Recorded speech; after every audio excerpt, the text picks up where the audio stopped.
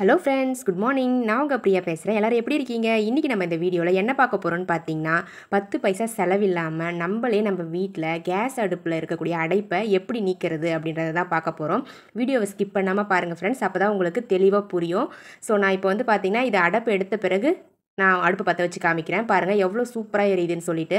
இந்த வீடியோவை ஃபுல்லாக பார்த்துட்டு நீங்களும் இதே மாதிரி ட்ரை பண்ணி பாருங்கள் ஃப்ரெண்ட்ஸ். ட்ரை பண்ணி பார்த்துட்டு ரிசல்ட் எப்படி இருந்தது அப்படின்றத கமெண்ட் செக்ஷனில் மறக்காமல் கமெண்ட் பண்ணுங்கள். இப்போ நம்ம வீடியோக்குள்ளே போகலாம் வாங்க ஃப்ரெண்ட்ஸ். நான் வந்து ஃபஸ்ட்டு அடுப்பு எடுக்கிறதுக்கு முன்னாடி உங்களுக்கு அடுப்பு ஒரு முறை பற்ற வச்சு காமிச்சிடுறேன் பாருங்கள். எங்கள் வீட்டில் வந்து 3 அடுப்பு இருக்க மாதிரி தான் இருக்கும். ஸோ இதில் பார்த்தீங்கன்னா பெரிய அடுப்பு நல்லாவே எரியுது கொஞ்சம்.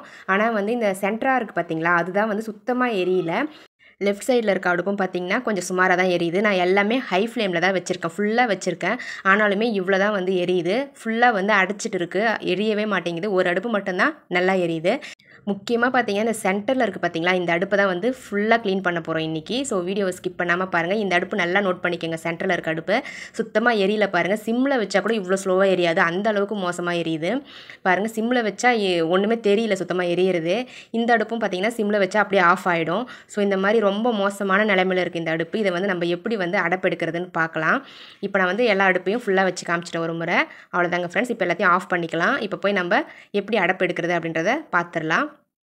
அதுக்கு முன்னாடி இது ஃபுல்லாக வந்து எல்லாத்தையுமே நம்ம ரிமூவ் பண்ணிடலாம். இந்த அடுப்பு மேலே இருக்க அந்த தட்டு எல்லாத்தையுமே வந்து ரிமூவ் பண்ணி எடுத்துடலாம். அந்த பர்னரையும் எல்லாத்தையும் ரிமூவ் பண்ணி எடுத்துடலாம். நான் ஃபஸ்ட்டு தட்டு எல்லாத்தையும் எடுத்துட்டேன். இப்போ வந்து பர்னர்லாம் எடுக்கிறேன். கேஸ் அடுப்புக்கு அடைப்பு எடுக்கும்போது ரொம்ப கேர்ஃபுல்லாக இருக்கணும், ரொம்ப சேஃப்டியாகவும் இருக்கணும். பாருங்கள், நான் வந்து சிலிண்டர்லேருந்து இதை கழட்டிட்டேன். அவ்வளோதான். இப்போ வந்து பார்த்திங்கன்னா நம்ம ஃப்ரீயாக ஒர்க் பண்ணலாம். நான் இந்த ஸ்டவ்வை வந்து ஃபுல்லாக பேக் சைட் திருப்பிட்டு ஃபஸ்ட்டு டஸ்ட் எல்லாத்தையுமே க்ளீன் பண்ணி எடுத்துடுறேன். ஒரு கிளாத் வச்சு க்ளீன் பண்ணி எடுத்துட்டேன். இப்போ வந்து பார்த்திங்கன்னா கேஸ் அடுப்பு இந்த ஒன்றுத்தையுமே நம்ம தனித்தனியாக அடைப்பெடுக்க போகிறோம். பாருங்கள், இது வந்து ஃபஸ்ட்டு நான் அடைப்பெடுக்க போகிறேன். இங்கே பாருங்கள், ஒரே ஒரு ஹோல்ஸ் இருக்குது பார்த்தீங்களா, அந்த ஹோல்ஸில் தான் வந்து பார்த்திங்கன்னா டஸ்ட்டு படிஞ்சிருக்கும். ஸோ அதை தான் வந்து நம்ம ரிமூவ் பண்ண போகிறோம். இப்போ அது மட்டும்தான் இப்போ நம்மளுக்கு வேலை. பாருங்கள், இந்த மாதிரி ஒரு சேஃப்டி பின் எடுத்துக்கோங்க. புது சேஃப்டி பின்னாக பார்த்து எடுத்துக்கோங்க. இந்த மாதிரி அந்த ஹோல்ஸ் இருக்குது இல்லைங்களா, அதில் வந்து கேர்ஃபுல்லாக உள்ளே விடுங்க. உள்ளே விட்டு ஒரு 4 to 5 டைம்ஸ் வந்து ஃபுல்லாக உள்ளே இன்சர்ட் பண்ணி எடுத்துருங்க. பாருங்கள், இந்த மாதிரி பொறுமையாக விட்டு எடுங்க. துரு பிடிச்ச பின்லாம் யூஸ் பண்ணாதீங்க. இந்த மாதிரி புது பின்னாக எடுத்து யூஸ் பண்ணுங்கள். அதே மாதிரி ரொம்ப ஃபோர்ஸாகவும் நம்ம யூஸ் பண்ணக்கூடாது. உள்ளே போயிட்டு வரணும், அவ்வளோதான் நம்மளுக்கு. ஸோ இந்த மாதிரி போயிட்டு வந்தாவே முக்கால்வாசி ரிமூவ் ஆகிடும். அதுக்கப்புறம் பார்த்தீங்கன்னா உங்ககிட்ட காற்றடிக்கிற பம்ப் இருந்தால் இதில் வச்சு பம்ப் பண்ணலாம். என்கிட்ட காற்றடிக்கிற பம்ப் இல்லாததால் நான் இந்த மாதிரி ஒரு ஆர்பிக் பாட்டில், காலி ஆர்பிக் பாட்டில் எடுத்திருக்கேன். நான் ஃபுல்லாக வாஷ் பண்ணிவிட்டு எடுத்திருக்கேன். இதில் வந்து பார்த்திங்கன்னா நம்ம இந்த மாதிரி ப்ரெஸ் பண்ணால் காற்று வந்து கொஞ்சம் ஃபோர்ஸாக வரும். ஸோ அதனால் அந்த ஹோல்ஸ் இருந்தது இல்லைங்களா, அது கிட்ட வச்சு இந்த மாதிரி நீங்கள் ப்ரெஸ் பண்ணிங்கன்னா அந்த காற்று வந்து உள்ளே போயிட்டு நம்மளுக்கு அந்த டஸ்ட்டெல்லாம் ரிமூவ் பண்ணி கொடுத்துரும். அவ்வளோதான். இந்த ஃபஸ்ட் அடுப்புக்கு நம்ம அடைப்பு எடுத்தாச்சு. இப்போ வந்து பார்த்திங்கன்னா இந்த சைட் கார்னரில் இருக்கக்கூடிய அடுப்புக்கு நான் வந்து அடைப்பெடுக்க போகிறேன். இது சென்டரில் இருக்கிறத கடைசியாக பார்த்துக்கலாம் நம்ம. இந்த பெரிய அடுப்புக்கு இப்போ நம்ம அடைப்பு எடுத்துடலாம். அதே மாதிரி சேஃப்டி பின்னை வந்து உள்ளே வந்து கேர்ஃபுல்லாக அந்த ஹோல்ஸ்குள்ளே விட்டு ஒரு 4 to 5 டைம்ஸ் உள்ளே விட்டு எடுத்துருங்க. பாருங்கள், ஃபுல்லாக உள்ளே போகணும். உங்களுக்கு ஃபுல்லாகவே உள்ளே போகும். ஒரு பின்னை விட்டிங்கன்னா உங்களுக்கு வந்து ஃபுல்லாக உள்ளே போகும். அந்த அளவுக்கு உள்ளே அனுப்ப முடியும் நம்மளால் பின்னை. பாருங்கள், நான் உள்ளே விட்டுட்டு ஒரு 4 to 5 டைம்ஸ் உள்ளே விட்டு எடுத்துட்டேன். உங்களுக்கு அடைப்பு இருந்துச்சுன்னா ஃபஸ்ட்டு நீங்கள் பின்னை வந்து உள்ளே இன்சர்ட் பண்ணும்போது போகாது, கொஞ்சம் டைட்டாக இருக்கும். அதுக்கப்புறம் நீங்கள் கொஞ்சம் ஃபோர்ஸாக நீங்கள் பின்னை உள்ளே விட்டிங்கன்னா உங்களுக்கு போயிடும். பாருங்கள், இப்போ நான் ஃபுல்லாக எடுத்துகிட்ட பின் வச்சு அதுக்கப்புறமா இந்த ஆர்பிக் பாட்டில் வச்சு ஏர் வந்து நல்லா பம்ப் பண்ணிக்கிறேன். இந்த மாதிரி பம்ப் பண்ணி விட்டுட்டிங்கன்னா உங்களுக்கு மிச்சம் இருக்க அந்த டஸ்ட்டெல்லாம் வந்து உங்களுக்கு போயிடும் அந்த ஹோல்ஸ்லேருந்து. உங்கள்கிட்ட வந்து காற்றடிக்கிற பம்ப் இருந்தால் நீங்கள் அதையும் யூஸ் பண்ணிக்கலாம் இந்த மாதிரி. அவ்வளோதாங்க ஃப்ரெண்ட்ஸ். நான் வந்து 2 அடுப்புக்கு இப்போ வந்து அடைப்பு எடுத்து முடிச்சிட்டேன். இப்போ வந்து இந்த சென்டர் பார்ட் இருக்குது இல்லைங்களா, இந்த சென்டர் அடுப்பு, இதுக்கு தான் வந்து எடுக்க போகிறேன். பாருங்கள், நான் பின் வச்சு ஃபஸ்ட்டு இன்சர்ட் பண்ணுறேன். ஆனால் வந்து உள்ளவே போகலை பின்னு. ஃபுல்லாக வந்து அடைப்பு ஃபுல்லாக இருக்குது, அந்த ஹோல்ஸ் ஃபுல்லாக வந்து அடைச்சிருக்கு. பின் வந்து உள்ளவே போக மாட்டேங்குது. நான் உள்ளே விட்டால் உங்களுக்கு நான் நல்லா விட்டு காமிக்கிறேன் பாருங்கள். பாருங்கள், உள்ளே வந்து பின் வந்து ஃபுல்லாக போகவே சுத்தமாக போகலை, லைட்டாக தான் போகுது. ஃபுல்லாக இன்சர்ட் ஆகவே இல்லை பின்னு தான் வளையுது. ஸோ இதுக்கு மேலே நம்ம வந்து பின்னை உள்ளே விட்டோம்னா பின் வந்து உடஞ்சிரும். ஏதாச்சும் வந்து அந்த ஹோல்ஸ்குள்ளே பின் அடைச்சிக்கிறதுக்கான வாய்ப்பு இருக்குது. ஸோ அதனால் வந்து நான் இதுக்கப்புறமா பின்னை வச்சு ட்ரை பண்ணல.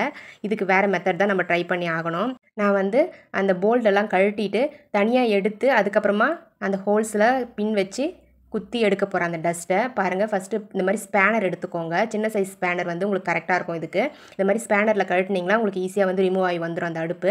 அதுக்கப்புறமா நீங்கள் இந்த மாதிரி அந்த போல்டு எல்லாத்தையுமே கழட்டி எடுத்துக்கோங்க. பாருங்கள், அந்த ஹோல்ஸ் பக்கத்தில் ஒரு போல்டு இருந்துச்சு, நான் அதையும் கழட்டிட்டேன்.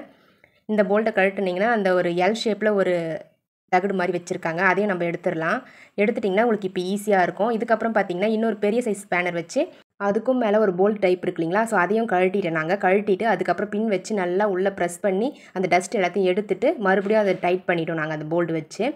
டைட் பண்ணிவிட்டு அதுக்கப்புறமா இப்போ வந்து ஃபுல்லாக எல்லாத்தையுமே வந்து செட் பண்ணிகிட்ருக்கோம். பாருங்கள், இந்த மாதிரி நீங்கள் செட் பண்ணி எடுத்துக்கோங்க. எப்படி செட் பண்ணணும் அப்படின்றத வீடியோவில் கிளியராக காமிச்சிருக்கேன். நீங்கள் பார்த்து தெரிஞ்சுக்கோங்க ஃப்ரெண்ட்ஸ். அதே மாதிரி நீங்களும் செட் பண்ணிக்கோங்க. ஒவ்வொரு அடுப்பும் ஒவ்வொரு மாதிரி இருக்கும். ஸோ நீங்கள் உங்கள் அடுப்பு எந்த மாதிரி இருக்குன்றத அதுக்கேற்ற மாதிரி ட்ரை பண்ணிக்கோங்க. இந்த மாதிரி இருந்துச்சுன்னா உங்களுக்கு இந்த 3 அடுப்பு இருந்துச்சுன்னா இந்த மாதிரி தான் நீங்கள் கழட்டி மாட்டணும். 2 அடுப்புனா ரொம்ப ஈஸியாக இருக்கும் உங்களுக்கு க்ளீன் பண்ணுறதுக்கு. இது 3 அடுப்பாக இருக்கிறதால தான் கொஞ்சம் கஷ்டமாக இருக்குது. பாருங்கள், இப்போ வந்து அவ்வளோதான். இந்த அடுப்பை வந்து நம்ம இன்சர்ட் பண்ணிக்கலாம். இன்சர்ட் பண்ணிவிட்டு அதுக்கு மேலே இருக்க போல்ட்டை வந்து போட்டு டைட் பண்ணிடலாம். டைட் பண்ணிவிட்டு அதுக்கப்புறம் இந்த கீழேயும் இருக்க போல்ட்டையும் நம்ம டைட் பண்ணி ஆகணும். பாருங்கள், நல்லா டைட் பண்ணி விட்டுருங்க. ஃபுல்லாக வந்து இந்த ஸ்க்ரூ ட்ரைவர் அதெல்லாம் யூஸ் பண்ணி நீங்கள் டைட் பண்ணிங்கன்னா தான் உங்களால் கரெக்டாக டைட் பண்ணி ஃபிக்ஸ் பண்ண முடியும். அவ்வளோதாங்க ஃப்ரெண்ட்ஸ், ஃபுல்லாக செட் பண்ணியாச்சு. எல்லா போல்ட்டையுமே வந்து நல்லா டைட்டாக வந்து ஃபிட் பண்ணிக்கோங்க. உங்களால் ஃபிட் பண்ண முடியலன்னா ஜென்ஸ் வச்சு ஃபிட் பண்ணி எடுத்துக்கோங்க. அவ்வளோதாங்க ஃப்ரெண்ட்ஸ். இப்போ வந்து நம்ம அடுப்பு பற்ற வச்சு பார்க்கலாம். பற்ற வச்சு பார்த்துடலாம் அடுப்பை. நான் லைட் ஆஃப் பண்ணிவிட்டு உங்களுக்கு பற்ற வச்சு காமிக்கிறேன் பாருங்கள்.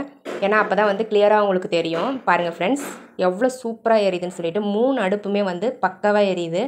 நீங்களே வந்து வீட்டில் 10 பைசா செலவில்லாமல் உங்கள் வீட்டில் இருக்க கேஸ் அடுப்புக்கு அடுப்பை சூப்பராக எடுத்துடலாங்க. இதுக்கப்புறம் நீங்கள் 400 500ன்னு சொல்லிட்டு வெளியே காசு கொடுத்து இங்கே கேஸ் அடுப்புக்கு அடுப்பெடுக்க வேண்டிய அவசியமே இல்லை. நான் சொன்ன மாதிரி நீங்கள் ட்ரை பண்ணி பாருங்கள். நீங்களும் உங்கள் அடுப்புக்கு ஈஸியாக அடுப்பெடுத்துடலாம். ஓகே ஃப்ரெண்ட்ஸ், கண்டிப்பாக ட்ரை பண்ணி பார்த்துட்டு ரிசல்ட் எப்படி இருந்தது அப்படின்றத மறக்காமல் கமெண்ட் செக்ஷனில் கமெண்ட் பண்ணுங்கள் ஃப்ரெண்ட்ஸ். என்னோட வீடியோஸ் பிடிச்சிருந்தா மறக்காமல் நம்மளுடைய சேனலை சப்ஸ்கிரைப் பண்ணி வச்சுக்கோங்க ஃப்ரெண்ட்ஸ். அதுக்கு பக்கத்தில் இருக்க பெல் பட்டனையும் ப்ரெஸ் பண்ணுங்கள். அதுக்கு பக்கத்தில் இருக்க ஆல்ன்ற பட்டனையும் ப்ரெஸ் பண்ணுங்கள். அப்போ தான் நான் போகிற வீடியோஸ் உங்களுக்கு உடனுக்குடனே நோட்டிஃபிகேஷனாக வரும் ஃப்ரெண்ட்ஸ். இன்னொரு இன்ட்ரெஸ்டிங்கான வீடியோவோட உங்களை நான் சந்திக்கிறேன். தேங்க்யூ ஃபார் வாட்சிங் my video friends. Thank you, bye.